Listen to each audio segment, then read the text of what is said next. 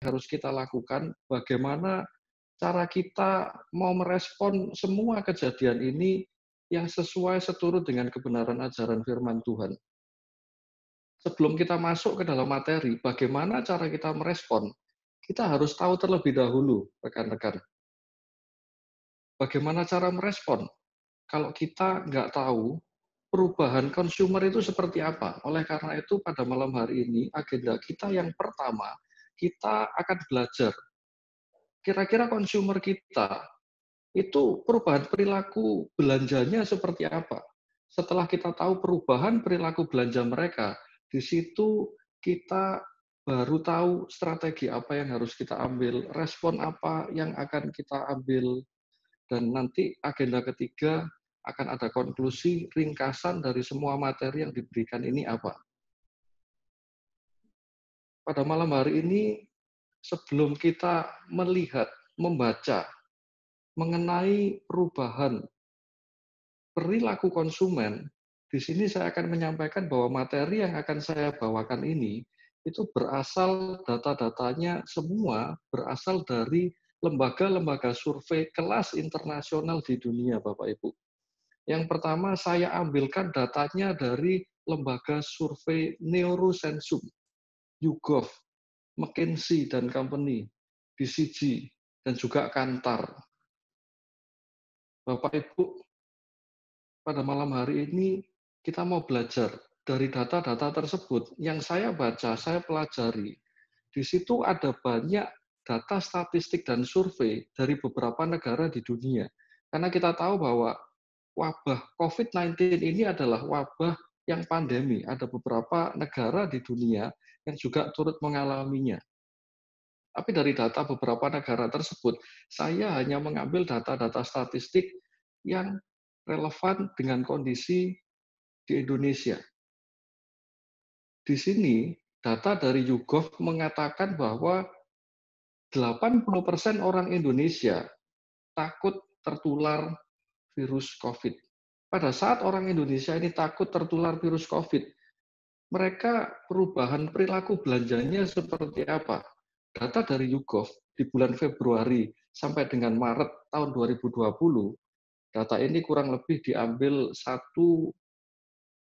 sampai 1,5 bulan yang lalu. Data mengatakan bahwa konsumer-konsumer di Indonesia, perubahan perilakunya adalah mereka melakukan online purchase, pembelian barang kebutuhan-kebutuhan sehari-hari, grocery, dan lain-lain, itu 20% lebih tinggi, 20% lebih banyak secara online, Bapak Ibu.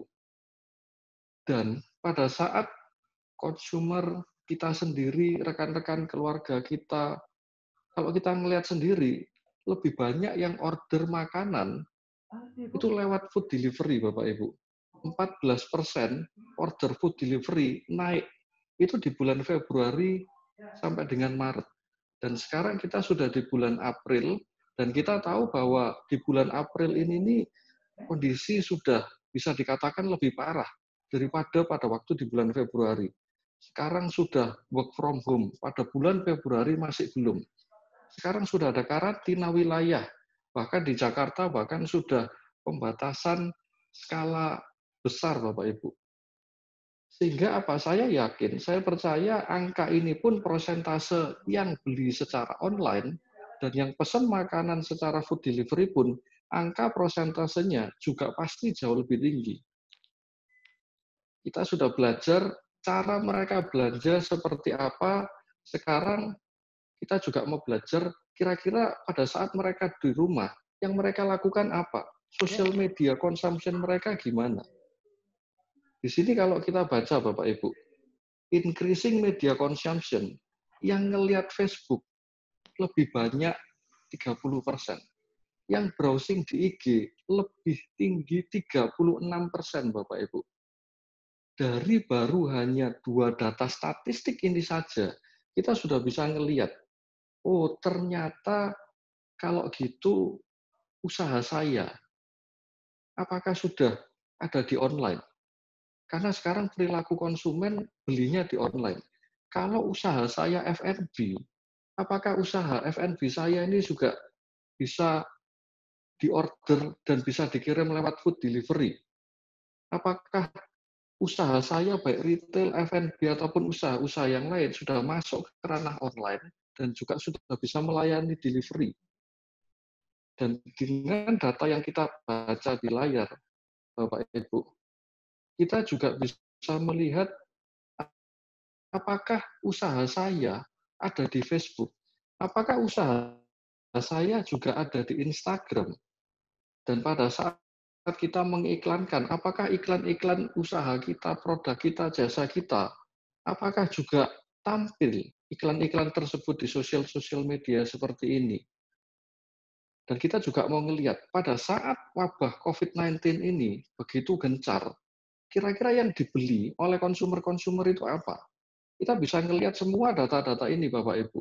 Semua yang dibeli itu hubungannya berelasi kuat dengan kesehatan, dengan kebutuhan pokok makan minum sehari-hari, dengan kebersihan.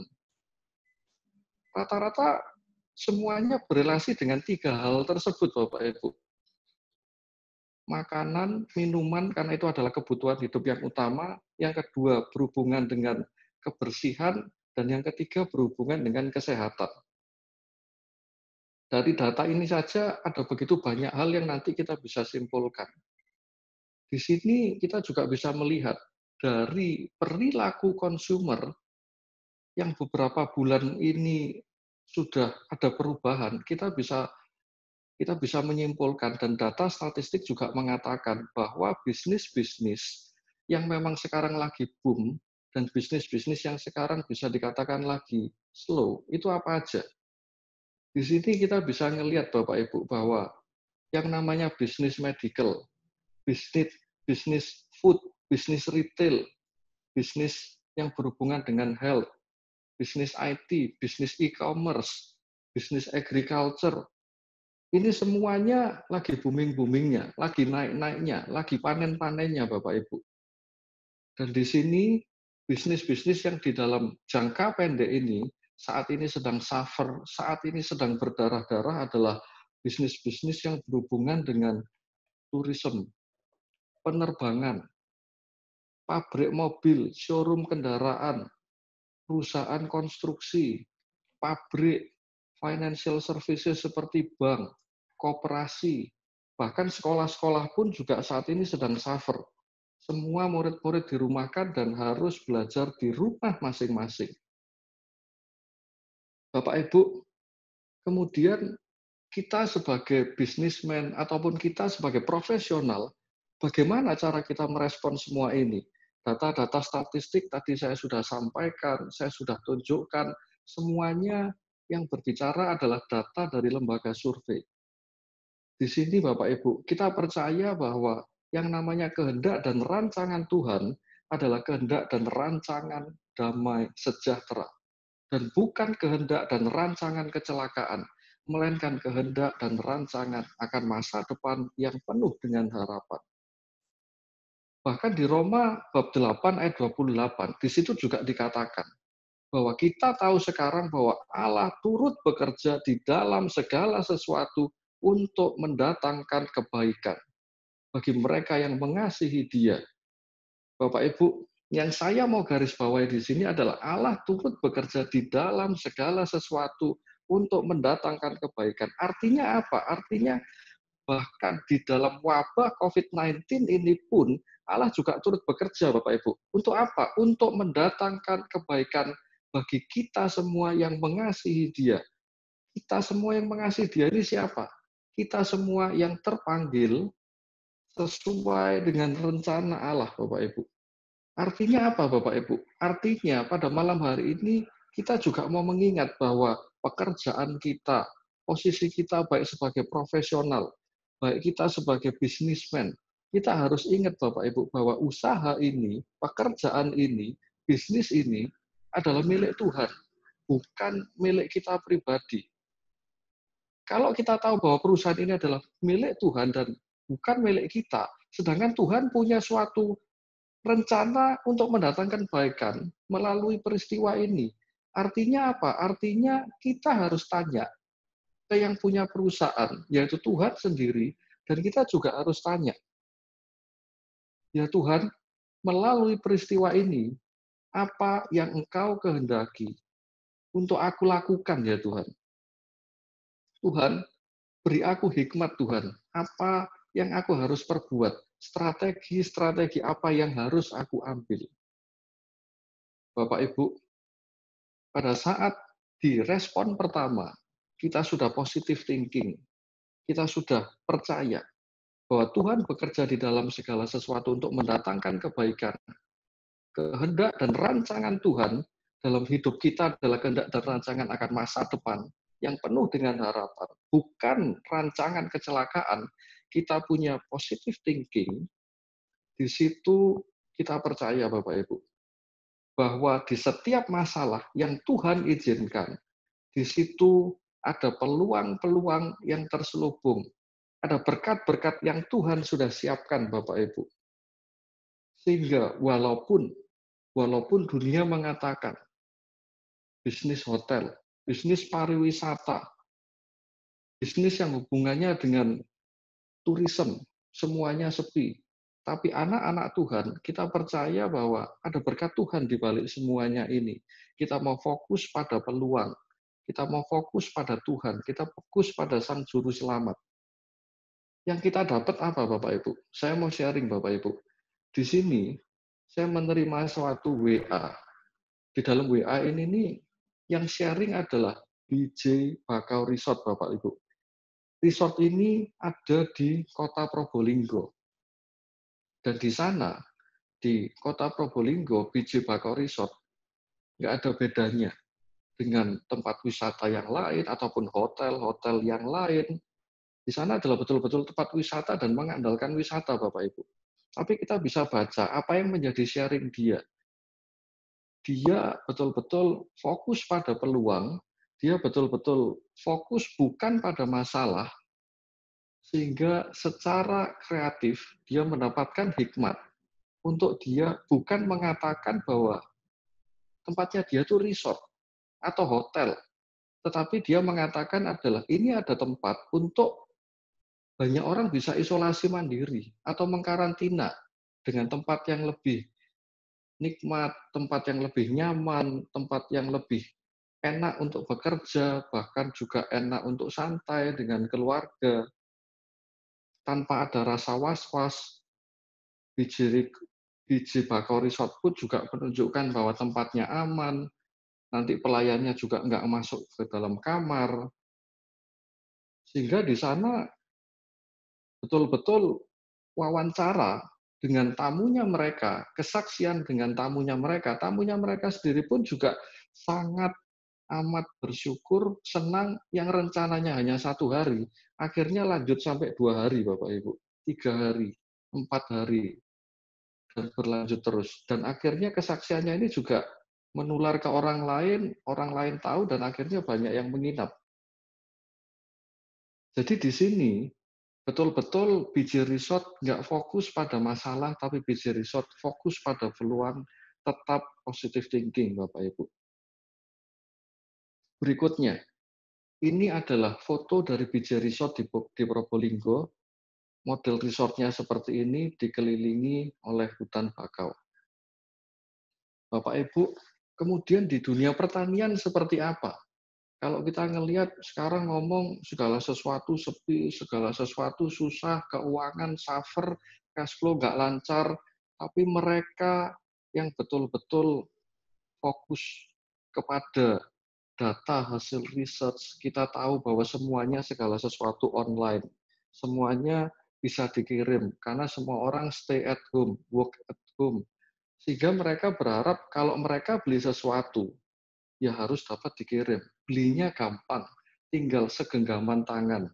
Tinggal ketik di HP, barang bisa dibeli, pembayaran nggak usah cash, nggak usah pegang duit tunai yang ada resiko dipegang banyak orang, ada resiko duit tunai ini pernah dipegang oleh penderita COVID, dan semuanya bisa dilakukan oleh online. Sehingga di sini bahkan dikatakan bahwa pada wabah corona, produk pertanian yang dijual lewat marketplace laku keras. Bahkan omsetnya naik sampai 5 sampai 7 kali lipat, Bapak Ibu. Dengan arti kata 500% sampai 700% itu tuh lebih banyak dibanding sebelum-sebelumnya. Bapak Ibu, jadi respon yang pertama yang saya mau sampaikan sekali lagi, kita nggak boleh stres Bapak Ibu. Kita jangan sampai khawatir, takut, cemas akan masa depan kita. Nanti saya gimana? Nanti perusahaan saya seperti apa? Apakah harus tutup? Apakah harus gini gitu? Nggak usah Bapak Ibu. Kita percaya bahwa Tuhan kita adalah Tuhan yang jauh lebih besar daripada semua masalah-masalah yang diizinkan terjadi di dalam hidup kita. Bapak Ibu, mari kita semua tetap positive thinking, mari kita tetap beriman penuh percaya bahwa Tuhan Allah kita jauh lebih besar dari semua masalah-masalah kita. Respon yang kedua, Bapak Ibu.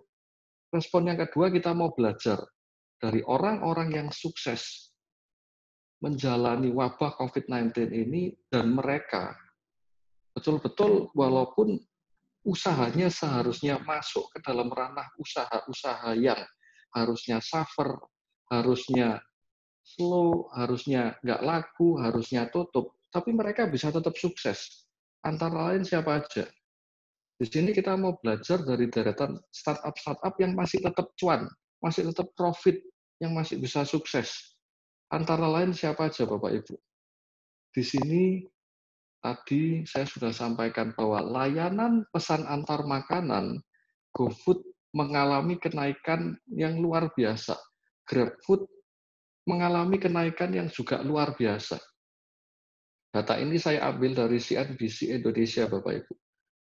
Bukan hanya GoFood, GrabFood, tapi bisnis e-commerce seperti Bukalapak, Tokopedia, Shopee, Lazada, semuanya mengalami peningkatan omset yang dahsyat luar biasa. Kenapa? Karena semua orang nggak boleh keluar rumah. Semua orang nggak boleh, bahkan jalan-jalan ke mall aja nggak boleh.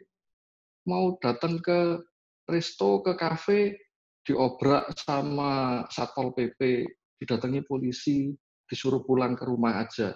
Hashtagnya dikit-dikit di rumah aja, di rumah aja, di rumah aja. Dengan arti kata apa Bapak Ibu? Dengan arti kata bisnis-bisnis yang dulunya offline, kita coba harus introspeksi diri. Apakah bisnis kita selama ini sudah mulai masuk ke ranah online? Pada saat kita punya bisnis F&B, apakah sudah masuk ke ranah online? Apakah sudah masuk ke GoFood dan GrabFood?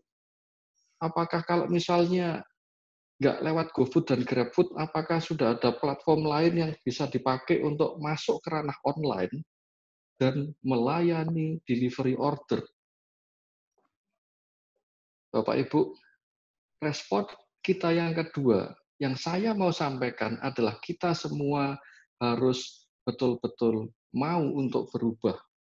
Mulai dari tahun lalu, tahun 2019, sampai tahun 2020, kalau kita ngelihat ke materi-materi Biskom yang disampaikan oleh KBC dari bulan ke bulan, semuanya di sana mengajarkan begitu banyak hal, tapi kuncinya cuma satu, mengenai begitu banyak macam disruption dan cara mengatasinya, Bapak Ibu. Tahun lalu kita mengajarkan Industrial Revolution 4.0 disruption. Kita juga ada mengajarkan leisure disruption. Kita mengajarkan millennial disruption, itu barusan bulan lalu. Dan bagaimana cara kita mengatasi disruption tersebut. Bapak Ibu, mungkin bulan-bulan kemarin, sebelum wabah COVID-19, mungkin tahun kemarin, pada saat kita sudah menyampaikan bahwa kita harus berubah, saat ini saatnya disruption, harus berubah, harus berubah. Bulan-bulan kemarin, tahun kemarin, kita mungkin masih bisa santai Bapak Ibu, menganggap remeh yang namanya disruption. Mungkin kita masih bisa ngomong, aduh belajar lagi, belajar lagi. Saya ini sudah tua, bagi saya belajar itu nggak gampang. Kamu memang masih muda, belajar gampang, enak. Saya nggak bisa belajar lagi. Bapak Ibu, disruption yang berikutnya, yang pada hari ini kita belajar, COVID-19 disruption mengajarkan kepada kita, nggak ada waktu lagi untuk kita berleha-leha, untuk kita menganggap remeh yang namanya perubahan. Bapak Ibu, kita betul-betul harus mau berubah. Kita harus mau untuk belajar dengan arti kata apa? Learn before you earn. Bapak Ibu, berkali-kali saya sampaikan bahwa there is no comfort in the growth zone and there is no growth in the comfort zone. Artinya bahwa kalau kita mengatakan nggak bisa, itu sebetulnya bukan masalah bisa atau nggak bisa, Bapak Ibu. Itu adalah masalah mau atau tidak mau. Pada saat kita nggak mau untuk berubah, pada saat kita nggak mau untuk belajar, pada saat kita nggak mau untuk go online, pada saat kita nggak mau delivery order, kita hanya tunggu bola, tunggu customer datang, baru kita layani. Saya jamin Bapak Ibu, bisnis Bapak Ibu, pekerjaan Bapak Ibu, pasti terkena disrupt. Bapak Ibu, pasti yang nggak online, cepat atau lambat, pasti punah, pasti habis. Yang nggak melayani delivery order, yang hanya tunggu bola, nggak jemput bola, pasti punah Bapak Ibu. Yang nggak belajar online marketing, digital marketing, internet marketing, cepat atau lambat, di zaman sekarang, konvensional marketing pasti habis Bapak Ibu.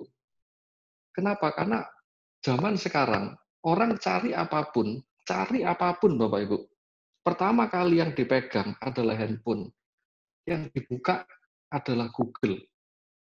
Nah, kalau kita punya usaha, kita punya produk, kita punya jasa, orang buka Google dan searching jasa, searching produk, dan produk kita, jasa kita, perusahaan kita nggak tampil di Google, nggak tampil di Facebook, nggak tampil di IG, nggak tampil di YouTube pada saat orang pertama kali cari, pasti yang dapat adalah kompetitor dari Bapak Ibu.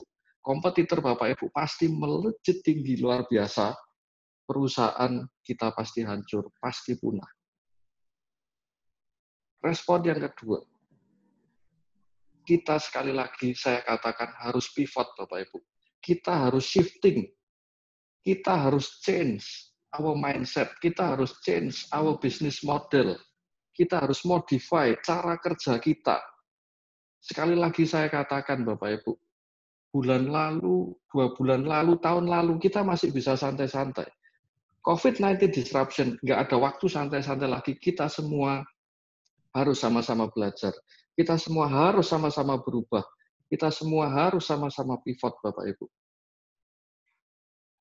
Bapak Ibu, tadi grafik di situ dikatakan bahwa yang namanya pabrik garment, yang namanya pabrik baju, yang namanya pabrik celana, bisa dikatakan pasti sepi. Bahkan saya punya beberapa kenalan, saya punya beberapa teman, mereka mengatakan bahwa zaman sekarang orang di rumah, siapa yang beli baju, siapa yang beli celana, buat apa modis-modis? Oh, nggak ada yang ngeliat kok. Di rumah ya cuma pakai baju rumah biasa aja cukup. Pabrik garment semuanya harusnya suffer, Bapak Ibu. Tapi pada saat mereka-mereka yang harusnya suffer dan mereka melakukan pivot, mereka melakukan shifting bisnis model, mereka yang dapat menjadi sukses, Bapak Ibu. Bapak Ibu, kita mau belajar. Salah satunya dari pabrik Emba, Bapak Ibu. Pabrik Emba kebetulan adalah salah satu klien dari Interaktif. Mereka yang diproduksi kita tahu semua adalah celana jeans dan juga kemeja.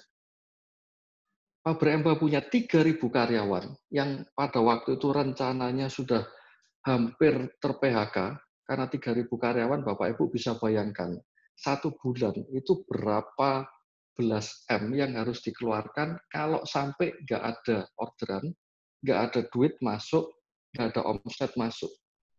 Tapi pada waktu itu, owner Emba mendapatkan hikmat.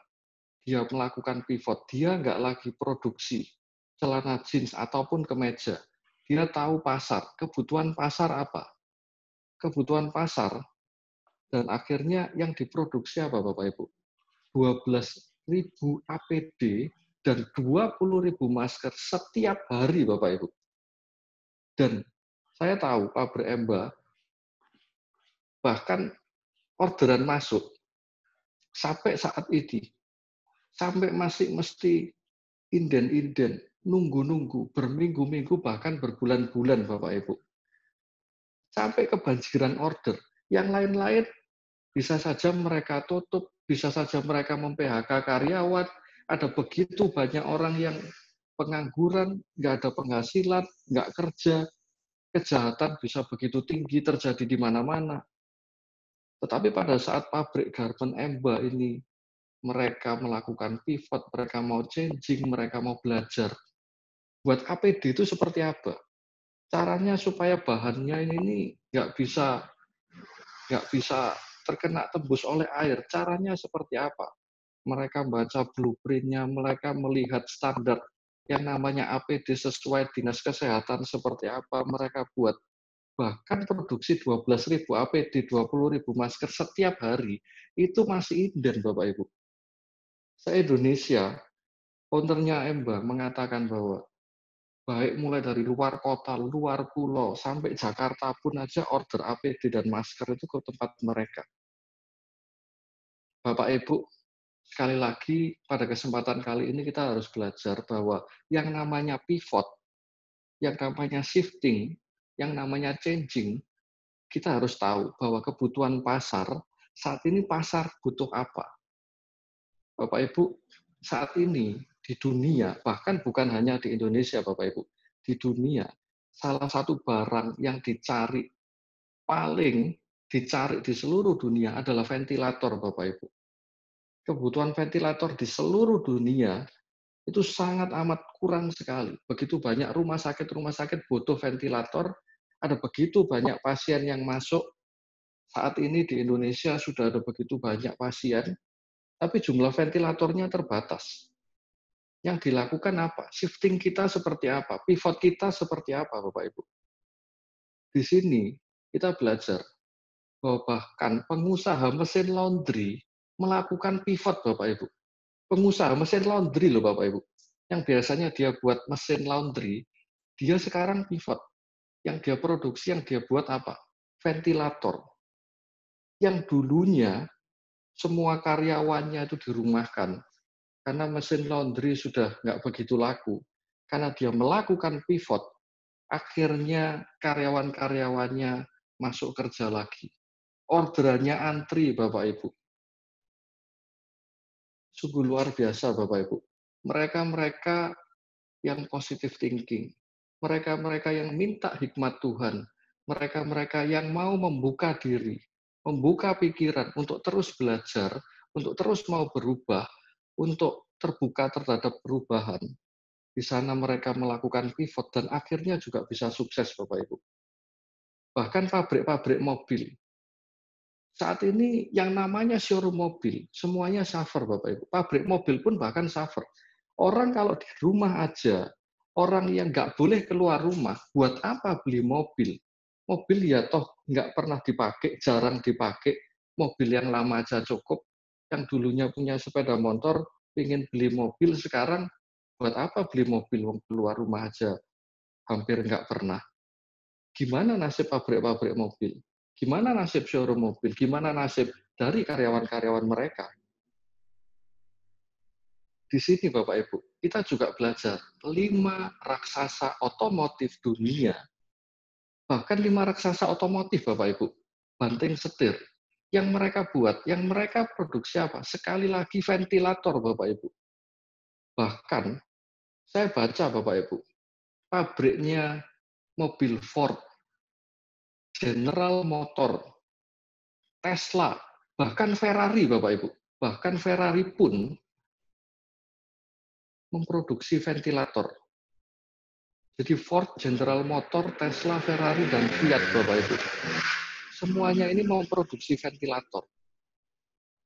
Jadi sekali lagi, respon kita yang kedua adalah pivot, berubah Bapak Ibu.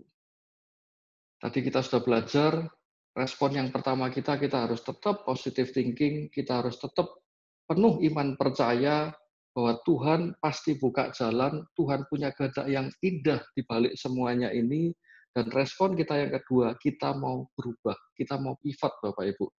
Kalau usaha yang memang selama ini sudah fine-fine aja seperti medical, perusahaan yang bergerak di bidang grocery, kebutuhan utama sehari-hari makanan, nggak pivot nggak apa-apa. Tapi penekanan saya pada malam hari ini ada perusahaan-perusahaan yang suffer, seperti pabrik mobil, pabrik garment. Yang harus dilakukan apa? Pivot Bapak Ibu. Dan pivotnya kita harus tahu. Pivotnya kita mau pivot kemana? Survei pasar, minta hikmat Tuhan, berdoa. Bapak Ibu, saya tahu yang namanya perubahan, yang namanya berubah, memang nggak gampang. Memang yang namanya berubah sangat nggak nyaman Bapak Ibu. Tapi Charles Darwin pernah berkata bahwa bukan yang paling kuat, bukan yang paling besar yang akan selamat.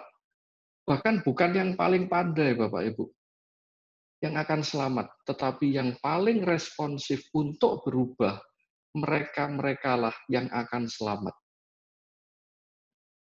Bapak Ibu, respon yang ketiga yang saya mau bagikan pada malam hari ini adalah kita mau tetap terus mengucap syukur Bapak Ibu. Kita tetap mau fokus pada saat kita mengucap syukur pada Tuhan, kita akan menghitung berkat-berkatnya Tuhan. Kita masih hidup hari ini, puji Tuhan. Kita masih dianugerahi tubuh jiwa raga yang sehat, puji Tuhan. Kita masih bisa bekerja, kita masih bisa berkarya, puji Tuhan. Sehingga betul-betul fokus pikiran kita itu pada Tuhan, Bapak Ibu. Sehingga akhirnya hati dan pikiran kita boleh dapat tenang. Kita bisa mendapatkan hikmat dari Tuhan. Hanya pada saat kita tenang, hikmat, petunjuk, bimbingan, tuntunan daripada Tuhan bisa kita dapatkan, Bapak Ibu. Karena kita tahu, pada saat kita stres, pada saat kita merasa tertekan, pada saat kita takut, kalut, cemas, apakah kita bisa berdoa, Bapak Ibu? Apakah kita bisa minta hikmat Tuhan? Yang ada di dalam otak kepala kita ini sudah masalah, masalah, masalah, masalah. Nanti ke depan gimana? Bayar ini seperti apa? Bayar itu gimana? Pada saat pikiran kita nggak tenang, hati dan pikiran kita dikuasai oleh ketakutan, kecemasan, kekhawatiran, pasti jamahan Tuhan, hikmat dari Tuhan, bimbingan tuntunan daripada Tuhan nggak akan pernah kita dapatkan, Bapak Ibu. Bapak Ibu, fokus kita di mana? Apakah fokus kita pada Tuhan? Ataukah fokus kita pada masalah? Pada saat kita fokus pada masalah, hidup kita pasti mengalami lebih banyak masalah. Masalah-masalah pasti berdatangan jauh lebih banyak dan bertubi-tubi. Pada saat kita fokus pada masalah, kita buka YouTube, yang kita cari apa? Berita-berita yang sefrekuensi dengan hati dan pikiran kita. Kita akan melihat, wih, di Amerika, negara adikuasa terbesar nomor satu di dunia saja, jumlah yang meninggal terbanyak, bahkan sampai puluhan ribu. Bahkan di kota New York, tiap hari harus ngubur 25 orang. Wih, di Indonesia, di Jakarta sekarang yang meninggal sudah sekian ratus. Wih ini, wih itu. Semakin banyak hal-hal negatif yang akan mendatangi kita, dan kita mengundang semakin banyak masalah, pikiran kita semakin stres, semakin tertekan, yang namanya possibility, berkat Tuhan, rahmat Tuhan, nggak akan pernah mampir dalam hidup kita, Bapak Ibu. Tapi pada saat kita fokus pada Tuhan, kita tetap terus beriman percaya, kita tetap terus pegang betul-betul janji Tuhan. Tuhan, Engkau pernah berfirman, Tuhan, bahwa Engkau tidak akan pernah meninggalkan aku dan Engkau tidak akan pernah membiarkan aku, Tuhan. Engkau tidak akan pernah membiarkan aku jatuh tergeletak, ya Tuhan. Kita betul-betul pegang teguh janji Tuhan. Bapak Ibu, kita percaya bahwa Tuhan adalah Tuhan yang tidak pernah ingkar janji, Bapak Ibu. Tuhan betul-betul janji, dulu, sekarang, dan selama-lamanya pasti ditepati. Pintu-pintu berkatnya pada saat kita fokus pada Dia Sang Juru Selamat, pintu berkatnya pasti dibukakan. Peluang-peluang bisnis, peluang-peluang rezeki pasti dibukakan, Bapak Ibu. Bahkan firman Tuhan mengatakan bahwa pada saat kita fokus kepada Dia, pada saat kita fokus pada Sang Juru Selamat, bukan sang sumber masalah, Tuhan katakan, apa yang tidak pernah timbul di dalam pikiran, apa yang tidak pernah engkau bayangkan, apa yang tidak pernah engkau lihat, itu semua yang telah aku sediakan bagimu. Bapak Ibu, pada saat kita fokus kepada Tuhan, sebetulnya bisnis-bisnis idea yang menghasilkan uang, yang membuka pintu berkat, bisnis-bisnis yang dilakukan hanya di rumah saja, itu masih ada banyak, Bapak Ibu.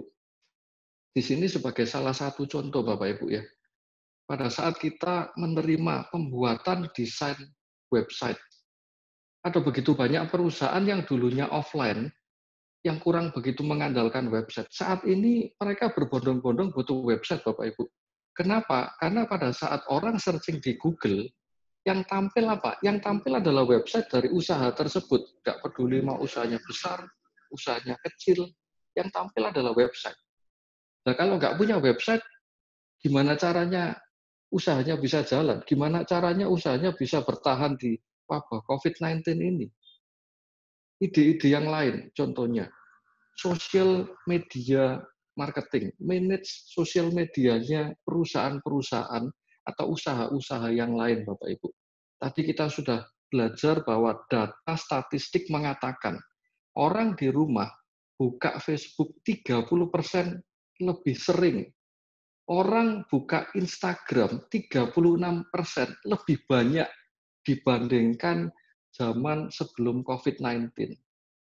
Perusahaan-perusahaan ada begitu banyak berbondong-bondong. Tolong sosial media saya di-maintain, di-manage dengan profesional, dengan bagus.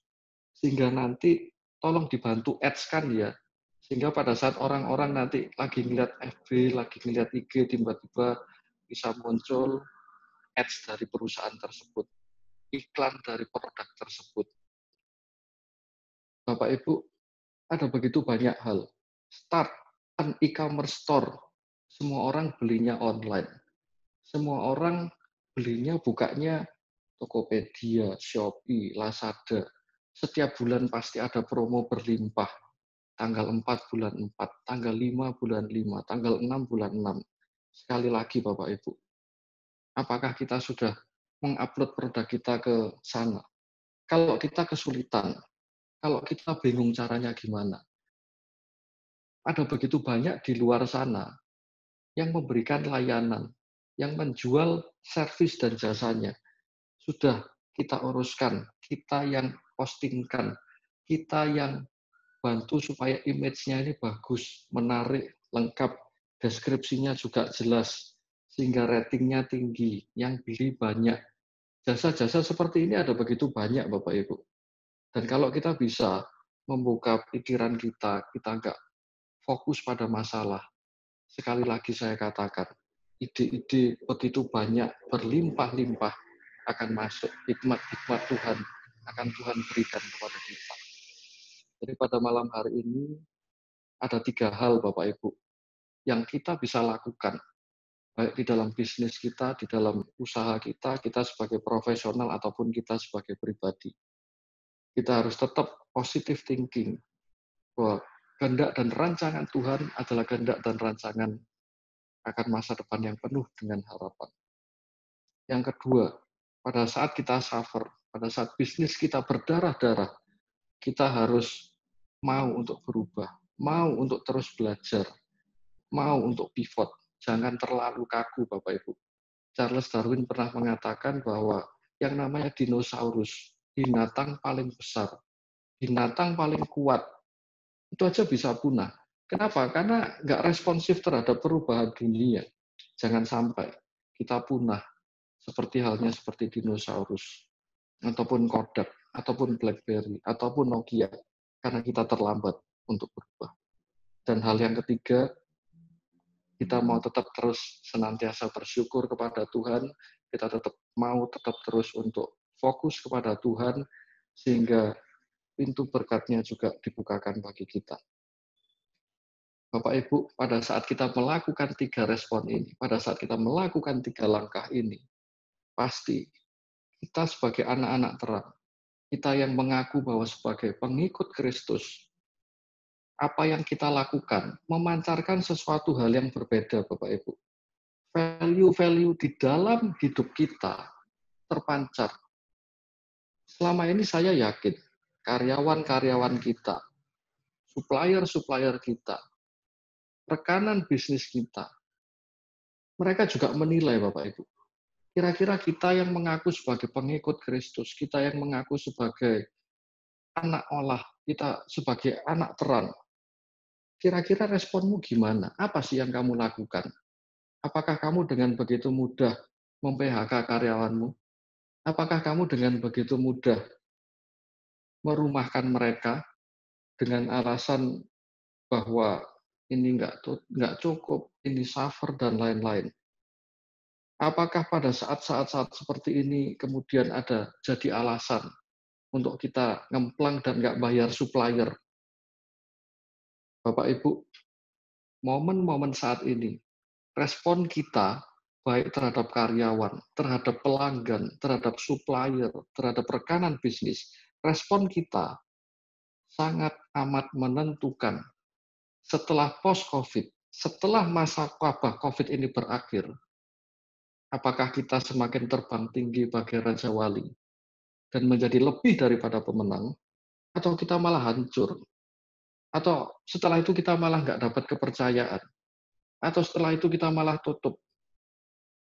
Bapak Ibu, mari sama-sama kita buktikan bahwa kita beda. Kita sebagai pengikut Kristus, kita sebagai anak-anak terang. Saya tahu bahwa ini semua nggak mudah, bahwa ini semua harus dijalani, mulai dari perubahan, belajar ini dan itu. Itu semua bukan proses yang pendek, tapi pada saat kita bersandar hanya kepada Tuhan, saya percaya apa yang Tuhan sudah ajarkan kepada kita, bahwa kita harus timbul sebagai terang, bahwa hidup kita harus menjadi garam dan terang bahkan bagi dunia. Tuhan pasti mampukan setiap kita. Bapak Ibu, sebagai ayat penutup pada malam hari ini, saya akan bagikan dari Filipi bab 4 ayat 8. Filipi bab 4 ayat 8 mengatakan bahwa jadi akhirnya saudara-saudara, semua yang benar, semua yang mulia, semua yang adil, semua yang suci, semua yang manis, semua yang sedap didengar, semua yang disebut kebajikan dan patut dipuji, pikirkanlah semuanya itu. Bapak Ibu, fokus pada hal-hal yang positif, ngelihat hal-hal yang positif, dengarkan hal-hal yang positif, karena pada saat kita positif, kita berharap pada Tuhan, kita percaya beriman penuh pada Tuhan, di situ baru pintu-pintu berkatnya terbuka dalam kehidupan kita, terbuka bagi pekerjaan dan bisnis kita. Itu aja dari saya kembalikan ke Pak Puguh selaku moderator. Saat ini untuk sesi Q&A, tanya jawab sudah mulai dibuka. Silakan Bapak Ibu yang mau bertanya bisa ketik di grup chat. Baik. Terima kasih Pak Alex Surya Rarjo, penjelasannya luar biasa dan sangat jelas. Sehingga teman-teman bisa melihat dan mendengar dengan baik. Dan saya lihat, saya pantau dari grup chat, saya pantau dari resen, kok tidak ada yang tanya dan tidak ada yang mengetik sesuatu. Ini bingung, terlalu memberkati atau bagaimana nih Bapak Ibu sekalian. Jadi boleh kasih emoticon tepuk tangan ya. Nah, untuk pembicara kita atau pemateri kita pada saat ini. Pak Alex Sudarjo.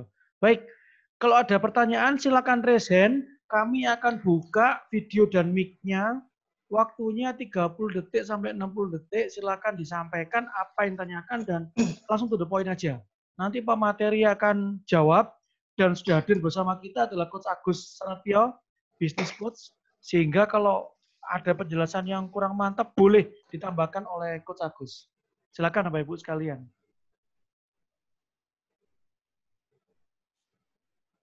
Jadi ini di tengah pandemi COVID ini Pak Alek ya, antara kesempatan, peluang, dan ketakutan ya. Tinggal kita lihat mana yang kita mau ambil atau mana yang kita mau jalani dalam COVID ini. Ya, betul Pak Buku. Nah, luar biasa. Bagi yang merespon positif, hasilnya pun Tuhan tidak bohong, memberikan hasil yang positif juga. Tadi ketika paparan Ferrari, dengar brum, loh ya kan. Luar biasa banget, sampai di grup tuh ramai sekali. Apa Ferrarinya Pak Alek dipanasi di jam itu tuh Pak Pugo? Iya, Ferrarinya dipasang, saya jawab ini. Karena di garasi bawah, saya tahu benar itu. Lagi dipanasi itu.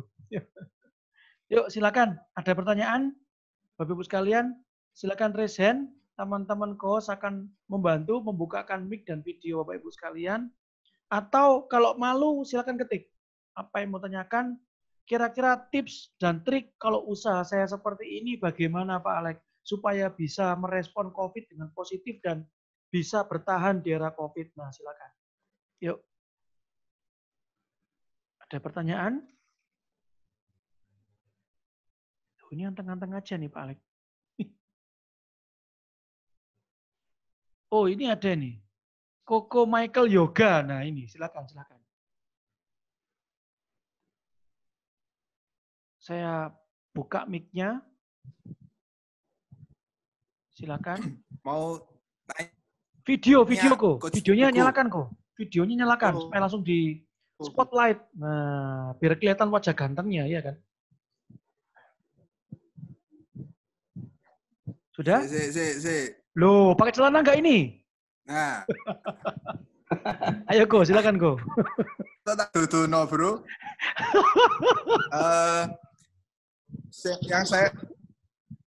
Yang saya mau tanyakan itu gini.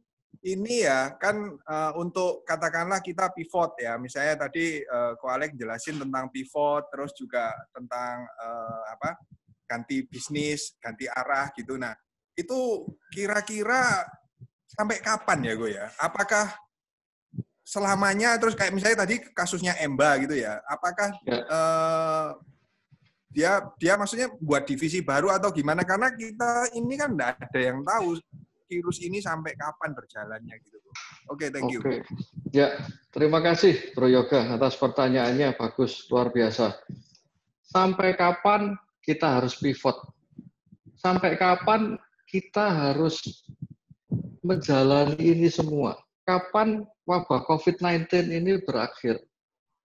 Mungkin kurang lebih pertanyaannya seperti itu. Kalau memang kita pivot, yang tadi pabriknya Emba, akhirnya buat APD, buat masker, apakah itu untuk selama-lamanya ataukah hanya selama wabah COVID-19 ini saja? Bapak Ibu, saya jawab dulu yang pertama, sampai kapan wabah ini berakhir? Ini menurut perkiraan saya, dan pertanyaan kedua, apakah usaha yang tadi di pivot ini tersebut apakah hanya selama wabah COVID-19 ini saja ataukah sampai nanti setelah wabah COVID-19 pun juga tetap dijalankan? Saya mau sharing screen lagi.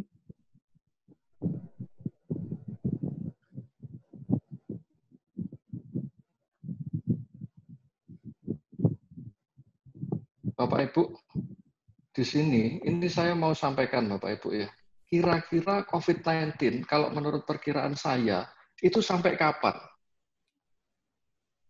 Di sini saya tampilkan Bapak Ibu ya. Di sini saya tampilkan bahwa tanggal 22 Mei, cuti bersama, 24-25 Mei, Hari Raya Idul Fitri. Bapak Ibu, dari beberapa literatur yang saya baca, kalau sampai di Indonesia ini, akhirnya pada saat nanti Idul Fitri ada begitu banyak orang yang berbondong-bondong mudik pulang kampung, di situ akan terjadi di bulan Juli, di bulan Juli dan di bulan Juni dan di bulan Juli ini akan terjadi peak, Bapak Ibu. Akan terjadi di Indonesia yang namanya di sini di Jawa Pos dikatakan bahwa puncak penyebaran coronavirus diprediksi terjadi di bulan Juli mendatang. Karena di akhir bulan Mei, orang di awal Juni orang ada begitu banyak yang mudik, karena mungkin juga penyebabnya bukan hanya Idul Fitri, ada cukup banyak orang yang saya baca juga akhirnya di PHK, mereka ada yang dirumahkan, mereka pendapatan juga kurang, hidup di kota biaya tinggi, mereka akhirnya banyak yang berbondong-bondong pulang kampung. Kalau sampai hal ini terjadi, peak terjadinya coronavirus di Indonesia adalah di bulan Juli. Nah, kalau di bulan Juli akhirnya terjadi peak, kemudian kira-kira yang terjadi di ekonomi Indonesia ini apa? Dan sampai kapan? Kalau kita baca di CNBC Indonesia, saya baca ini adalah berita tanggal 14 April, Bapak Ibu. Berita yang masih fresh, berita yang masih sangat baru sekali. Di situ dikatakan bahwa Bu Sri Mulyani, Menteri Keuangan di Indonesia, saya sharingkan Bapak Ibu ya, saya sharingkan, bentar.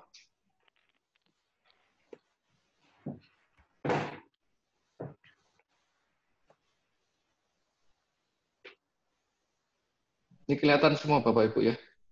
Yes, kelihatan Pak. Oke, di sini Bu Sri Mulyani bahkan mengatakan, ini tanggal 14 April Bapak Ibu ya, hari Selasa kemarin. Bu Sri Mulyani mengatakan bahwa tidak memungkiri terbuka kemungkinan terberat ekonomi Indonesia mengalami resesi. Kira-kira sampai kapan? Kalau kondisi berat panjang, terjadi kemungkinan resesi di 2 kuartal Bapak Ibu. Berturut-turut PDB bisa negatif. Yang ngomong bukan Alek Bapak Ibu ya. Yang ngomong Ibu Sri Mulyani, Menteri Keuangan Indonesia. 2 kuartal ini kapan? Kuartal pertama Januari sampai April. Kuartal kedua itu berarti Mei sampai Agustus Bapak Ibu. Kalau sampai yang namanya mudik tadi terjadi secara luar biasa dan Juli terjadi puncak, setelah Juli barusan agak turun di bulan Agustus, berarti 2 kuartal di tahun 2020 ini betul-betul yang namanya masalah, yang namanya kendala di ekonomi Indonesia betul-betul terjadi. Dan di kuartal kedua akan menjadi titik terberat di dalam perekonomian Indonesia. Bahkan di kuartal kedua bisa diprediksi hampir mendekati 0%. Pertumbuhan ekonomi dan di kuartal ketiga baru akan ada recovery Bapak Ibu. Kuartal ketiga ini kapan? Kuartal ketiga ini berarti mulai dari September, Oktober, November, Desember. Berarti mulai bulan September baru setelah COVID-19 sudah mulai recovery, orang yang sembuh banyak, baru akan ada recovery. Jadi tadi menjawab pertanyaan dari Bro Michael Yoga, kapan kira-kira? Perkiraan ini saya ambil dari perkiraannya Bu Menteri, Bu Sri Mulyani, bahwa perkiraan di kuartal ketiga antara bulan September, ini yang paling bisa dikatakan paling prediksi paling normal, itu akan perkiraan selesai. Saya menjawab pertanyaan kedua. Pertanyaan kedua ini tadi ditanyakan kemudian pivotnya sampai kapan? Pada waktu itu kita sempat sharing, kita sempat tanya-tanya ke ownernya dari pabrik Emba Jeans. Mereka mengatakan, mereka membuat APD dan masker. Ini adalah sebagai divisi baru. Artinya apa Bapak Ibu? Artinya divisi baru ini, kalau memang respon pasar, kebutuhan pasar setelah wabah COVID-19, ini ternyata masih oke, masih bagus, respon pasarnya masih baik, divisi tersebut akan tetap dibiarkan hidup dan jalan terus.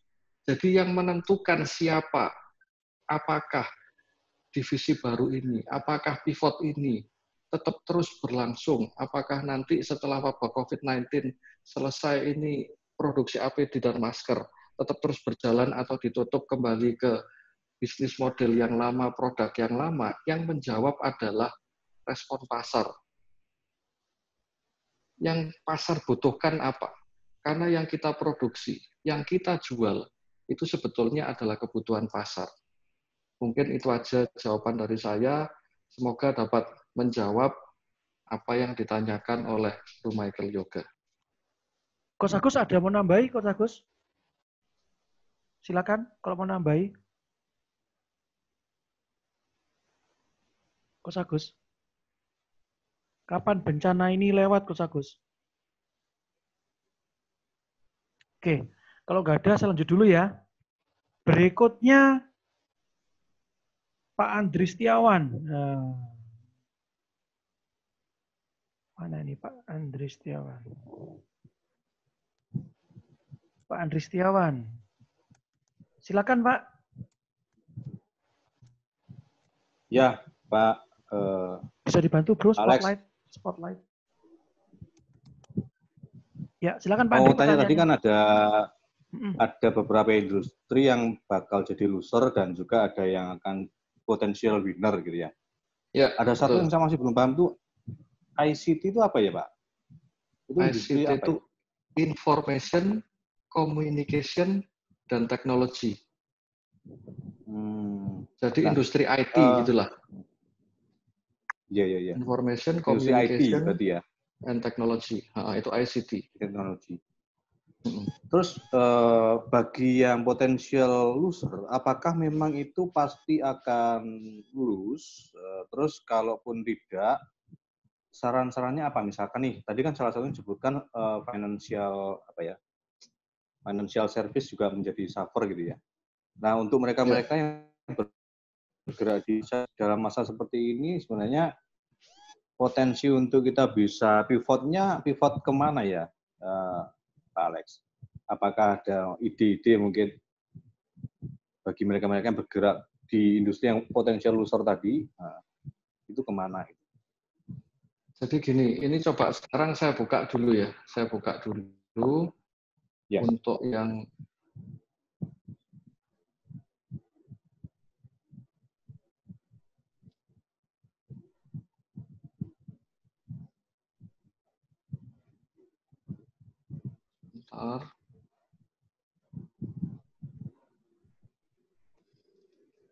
Maaf tadi dengan Bapak siapa? Andri, Pak Alex. Pak Andri ya? Ya. Oke, terima kasih Pak Andri. Tadi di sini kalau kita ngelihat sama-sama di layar ya, ada financial services, kemudian juga sekali menjawab pertanyaan dari Pak Yudi Chandra yang ada hubungannya mungkin juga dengan bangunan, dengan kontraktor, dengan hal-hal yang berhubungan dengan bangunan gitulah. Kalau kita ngelihat di bagian atas yang ada saya kasih garis merah, ini adalah potential winner and loser in the short term, dalam jangka pendek. Oke. Winner dan loser di wabah COVID-19 ini. Di sini saya nggak menyampaikan bahwa ini adalah menjadi potential loser in the long term selama-lamanya, nggak seperti itu.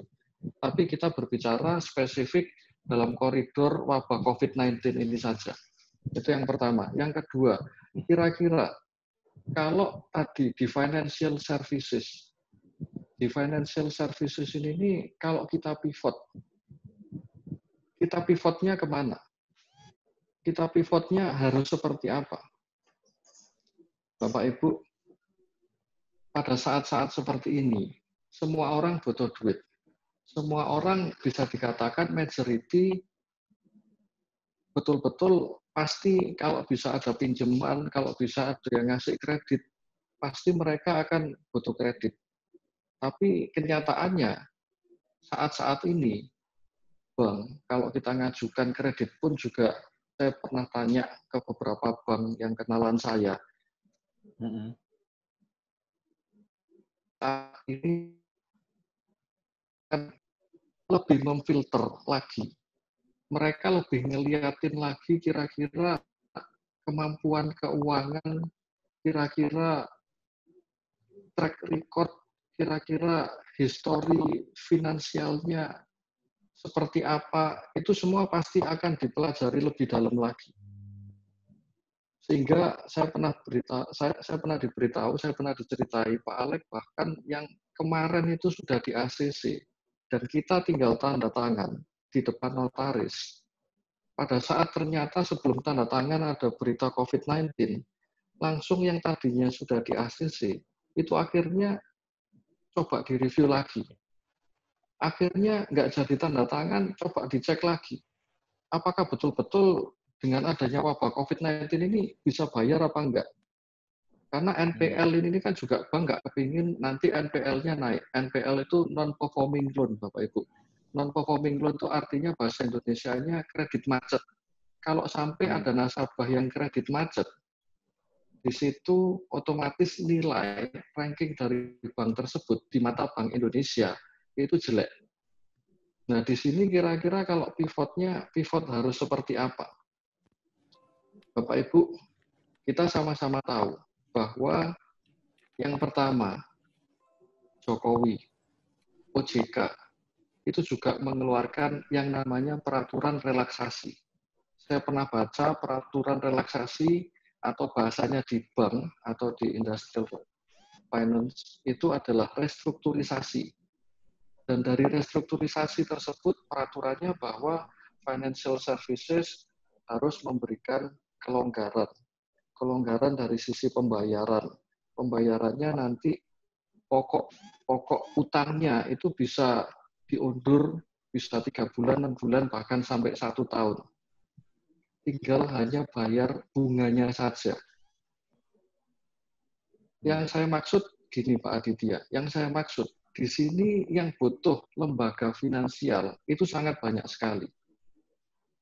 Dan di sini pun backup dari pemerintah juga ada. Sehingga demand ini banyak, tinggal bagaimana cara financial services dari Pak Aditya itu betul-betul bisa memfilter, betul-betul melihat yang namanya rekening korannya mereka, yang namanya omsetnya mereka, itu seperti apa. Bapak Ibu, saya pribadi pun di Interaktif pun juga mengajukan restrukturisasi ke bank-bank yang dimana kita mengajukan kredit. Dan mereka minta apa?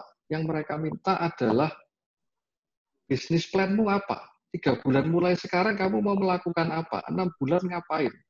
9 bulan lagi kamu mau buat strategi apa? 12 bulan lagi apa? Mereka ingin tahu apakah planning tersebut itu reliable apa enggak? Applicable apa enggak? Masuk akal apa enggak? Dan hal-hal ini juga bisa dapat dilakukan oleh lembaga finansial dari Pak Aditya. Jadi bukan hanya ngelihat histori keuangannya, rekening korannya, kemudian omsetnya naik atau turun, dan lain-lain, tapi juga bisa melakukan apa yang diminta oleh bank-bank itu tadi. Bisnis plan ke depannya seperti apa, dan kemudian jaminan-jaminannya itu ada apa enggak. Selama jaminan ada, dan juga dilihat tadi laporan keuangan, kemudian rekening koran, omsetnya juga oke, bisnis plan ke depannya juga oke. Mereka adalah tipe perusahaan atau tipe perusahaan yang bisa adapt to change. Mereka juga mau berubah, mereka mau masuk ke ranah online, mereka mau melayani delivery order, mereka ini dan itu. Menurut saya pribadi, pegangan tersebut masih cukup kuat buat financial services untuk mengucurkan dana kredit. Memang nggak akan mungkin sebanyak yang dulu. Filter pasti akan jauh lebih banyak, tapi paling nggak dari situ kita nggak menutup pintu bahwa ada banyak orang yang butuh dana, dan posisi mereka saat ini juga masih cukup baik, cukup kuat.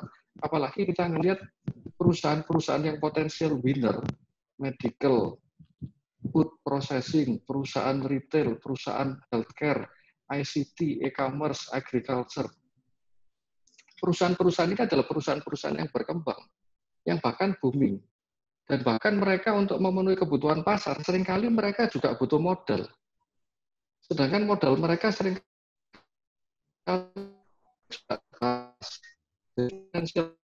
bisa tetap buka mata, terutama terhadap perusahaan-perusahaan yang termasuk di potensial winner. Menurut saya seperti itu, Pak Aditya. Baik, Pak Alex. Coach Agus mau nambahin? Silakan Coach. Ya,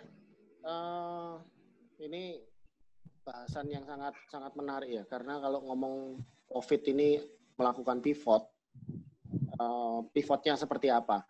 Mungkin saya akan kasih gambaran dengan dua sisi ya. Siap. Ketika sebuah perusahaan itu dengan kondisinya COVID yang sekarang, saya membagi kondisinya krisis COVID ini menjadi tiga fase ya. Ini kalau saya pribadi. Fase pertama itu adalah sebelum terjadi COVID, atau lebih tepatnya adalah sebelum terjadinya proses lockdown. Ya, yang sebenarnya membuat COVID ini sulit untuk dilakukan, ekonomi jadi agak kacau, bisnis banyak perubahan, itu sebenarnya adalah karena adanya proses lockdown. Lockdown secara alami maupun lockdown yang dilakukan oleh pihak pemerintah. Begitu di lockdown, ada banyak usaha yang dulunya bisa dilakukan, mendadak nggak bisa dilakukan. Nah, itu yang dikatakan potensial loser. Tapi gara-gara lockdown ini justru ada kondisi bisnis yang malah jadi potensial winner. Nah, ketika kita mau melakukan rombakan COVID, Bapak Ibu perlu coba cek kondisi bisnis Anda ini di fase 1 dulu seperti apa, kemudian kena krisis ini Anda masuk kondisi fase 2. Fase 2 ini fase terjadinya lockdown. Ketika semua yang dulu bisa dilakukan, mendadak tidak bisa dilakukan. Nah, apa yang harus Anda rubah pada saat fase lockdown ini? Nah, tadi yang Pak Alex bilang, kalau fase lockdown-nya ini sampai diprediksi 2 kuartal dari sekarang, bukan 2 sampai bulan Juli ya, tapi kalau saya sih lebih ngelihat ancang-ancang persiapan sampai masuk ke kuartal ketiga. Jadi kalau bulan Juni, Juli, Agustus, September. September, kalau krisisnya penyakitnya COVID ini, virusnya bisa dikendalikan, September baru mulai pulih. Tapi yang saya sudah baca, ada beberapa pebisnis yang skala besar mereka melihat, mereka sudah mempersiapkan ada skenario sampai akhir tahun, bahkan sampai di bulan Maret tahun depan. Itu baru diprediksi COVID di Indonesia ini baru benar-benar bisa ditangani dengan baik. Nah, berarti fase 2-nya bakal panjang. Nah, pada saat fase 2 ini terjadi, ada 2 kondisi yang harus Anda, Bapak Ibu, persiapkan untuk bisnis Anda. Yang pertama adalah bagaimana survive dulu. Bagaimana bertahan hidup dulu. Karena kalau misalkan Anda selama kurun waktu, katakanlah sampai terjadi bulan September, Anda tidak bertahan hidup, ketika nanti ternyata September semua sudah berakhir, saat itu Anda karyawan sudah di PHK semua, bisnisnya sudah tidak ada, lalu Anda baru mulai merangkak lagi dari nol. Saat itu masuk fase ketiga, Anda akan ketinggalan jauh sekali. Ini yang perlu disiapin. Pada saat Anda di fase 2 ini, kalau Anda adalah kondisi bisnis yang sedang berkembang pesat, yang winner banget, ya udah maksimalkan melakukan perubahan dengan kondisi market yang sekarang. Going online, going virtual, pelajari banget bagaimana merubah bisnis Anda masuk ke areal virtual semua. Nah, karena pada saat kondisi fase 2 ini, bisnis yang potensial winner itu akan diserbu oleh para pebisnis yang ada di potensial loser. Jadi Anda pun juga harus mempertajam model bisnis Anda supaya Anda tetap menang persaingan. Kalau enggak, Anda akan diserbu orang-orang yang mungkin mereka punya dana, mereka punya koneksi, mereka punya link, mereka akan masuk ke dalam industri Anda. Ini terjadi di grup kami melihat juga restoran sekarang banyak sekali. Jadi ada pertumbuhan yang namanya industri baru di dunia kuliner, muncul banyak sekali ghost kitchen. Nah, orang-orang yang dulunya makan di luar, masak sendiri. Nah, ini perubahan. Jadi kalau melakukan pivot tadi, Anda persiapkan pivot Anda, yang penting di kondisi sekarang ini adalah survive dulu. Kalau yang saat ini Anda adalah potensial loser, Anda berada di potensial loser, goal Anda adalah survive. Ya. Coba masuk ke areal winner, atau Anda cek lagi model bisnis Anda. Cek bisnis Anda ini sebenarnya ada potensi di mana. Tadi Pak Alex sudah ngasih contoh yang cukup banyak. Ya. Banyak sekali bisnis-bisnis yang dikatakan, ini bisnis traveling semuanya sudah kolaps. Tapi ternyata ada orang-orang yang mereka jeli sekali menemukan celah di tengah krisis. Nah, ini disiapin. Kalau Anda sudah menyiapkan untuk survive dalam kondisi fase 2, Anda juga harus ingat ketika nanti selesai krisisnya ini fase 2, kan masuk fase ketiga. Fase ketiga itu fase apa? Fase ketika krisis ini sudah beres, saat itu bisnis Anda yang lama, yang dulunya potensial loser, mendadak akan bersinar terang sekali. Pertanyaannya, pada saat itu Anda sudah mengupgrade tim Anda, sistem Anda, karyawan Anda, skill Anda sendiri, Anda upgrade tidak? Kalau itu tidak Anda upgrade, tidak Anda tingkatkan, sedangkan kompetitor yang lain yang mengerti kondisi ini, mereka sudah melakukan transformasi. Mempersiapkan diri, walaupun sekarang mungkin sedang sepi. Sekarang sedang mengalami loser. Tapi mereka dalam losernya ini bukan diam, tapi merombak training karyawannya, mempersiapkan karyawannya supaya bisa masuk online, buat sistem untuk komunikasi virtual, itu dipersiapkan semua. Supaya apa? Supaya pada saat nanti ketika fase 3-nya terjadi, saat itu bukan lagi merangkak dari nol, tapi sudah langsung bisa lari, bahkan langsung terbang. Itulah sebabnya, di kondisi fase yang kedua ini, kalau Anda mau melakukan pivot, persiapkan bisnis Anda melakukan pivot bukan hanya untuk survive, tapi juga untuk berkembang. Ini dipersiapkan. Anda bayangkan kalau hari ini, Tuhan ini sebenarnya mau membuat Anda, yang katakanlah Anda saat ini punya rumah 2 lantai. Tapi Tuhan ini sebenarnya mau beri Anda berkat, Anda mau dikasih satu gedung tingkat 20. Apa yang harus dilakukan? Rumah Anda pasti dibongkar habis. Bahkan fondasinya dikeruk habis. Kalau untuk yang terjadi, jangan mengeluh. Belajar hal baru. Panggil kontraktor, panggil konsultan, panggil siapapun yang bisa membantu Anda untuk membangun fondasi yang baru, yang sudah Tuhan persiapkan gedung 20 lantai. Saya melihat banyak sekali pengusaha yang berkeluh kesah, kemudian akhirnya cuma diam dalam kondisi seperti ini. Ya, isinya mengeluh. Tapi di sisi yang lain, saya juga melihat ada sebagian pengusaha yang mereka percaya bahwa ketika ini semua Tuhan sebenarnya sudah punya rencana besar untuk kita, mereka mempersiapkan diri. Walaupun di tengah kondisi susah. Ya. Seperti itu. Jadi kalau Bapak Ibu ingat, bangsa Israel untuk bisa mencapai Kanaan itu harus lewat padang gurun loh. Harus lewat kelaparan, kekeringan, kehausan. Betul. Tapi apa yang terjadi ketika orang-orang yang berkeluh kesah? Orang-orang yang tidak mau percaya bahwa Tuhan akan selalu menyertai orang yang mau percaya kepadanya. Yang mau setia dengan janjinya Tuhan.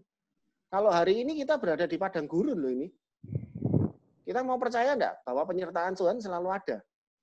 Bahwa ada orang-orang yang mau peduli satu dengan yang lain. Seperti halnya Bapak Ibu yang hari ini bisa ikut Zoom seperti ini. Anda bisa belajar, Anda bisa diingatkan. Mungkin lewat tadi yang Pak Alex sharingkan, Anda sedang disentil oleh Tuhan. Ya, itu tambahan aja dari saya. Oke? Siap. Yes, Oke. silakan. Ini ada pertanyaan berikutnya, Coach. Dari Pak Lukito. Nah, Pak Lukito, oke. Silakan Pak Lukito. Pak Lukito. Videonya tolong dipasang.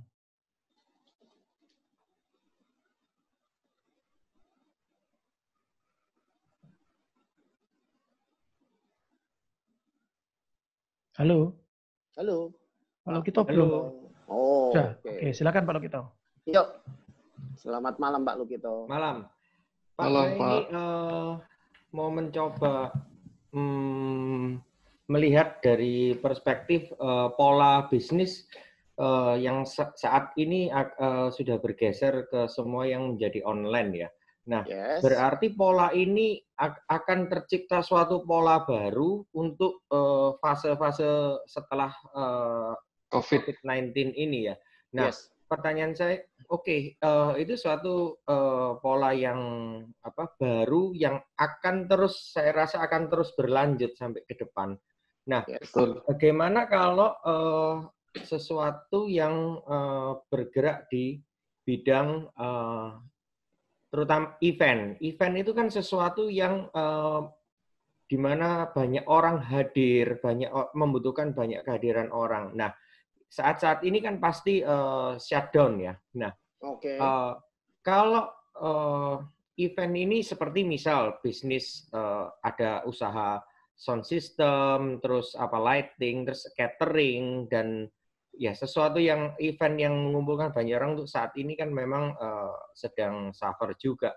Nah, untuk saat ini kira-kira apakah mungkin ada peluang lain yang mungkin yang bisa kami jajaki, misalnya terutama di bisnis yang berkaitan dengan event atau bisnis penunjang event. Itu aja. Terima kasih. Oke, very good, Pak.